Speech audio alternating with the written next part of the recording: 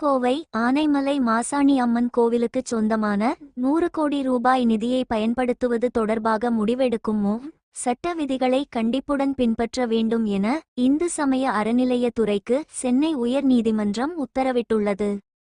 கோவை மாவட்டம் ஆனைமலையில் உள்ள மாசாணி அம்மன் கோவில் தக்காராக ராஜ்குமார் என்பவரை நியமித்து கடந்த ஜனவரி 14ஆம் தேதி இந்து சமய அறநிலையத்துறை பிறப்பித்த உத்தரவை ரத்து செய்ய கோரியும் கோவில் நிரந்தர வைப்பு நிதியை பயன்படுத்த தடை விதிக்க கோரியும் செங்கல்பட்டு மாவட்டம் நந்திவரத்தைச் சேர்ந்த பாஸ்கர் என்பவர் சென்னை உயர் நீதிமன்றத்தில் வழக்கு தொடர்ந்திருந்தார். இந்த மனு தலைமை நீதிபதி எஸ்.ஏ. தர்மாதிகாரி மற்றும் நீதிபதி ஜி. அருள்முருகன் அடங்கிய அமர்வு முன் விசாரணைக்கு வந்தது. அப்போது மனுதாரர் தரப்பில் வக்கீல் பி.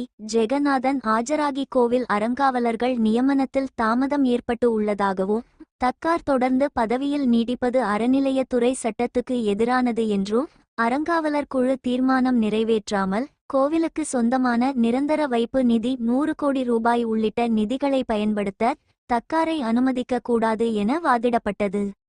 கோவில் நிர்வாகம் மற்றும் அறநிலையத்துறை தரப்பில் அறங்காவலர் நியமனம் தொடர்பாக விண்ணப்பங்கள் பெறப்பட்டு பரிசீலனை நடந்து வருகிறது என்றும் தேர்தலுக்கு பிறகு அறங்காவலர்கள் நியமிக்கப்படுவார்கள் என்றும் தெரிவிக்கப்பட்டது.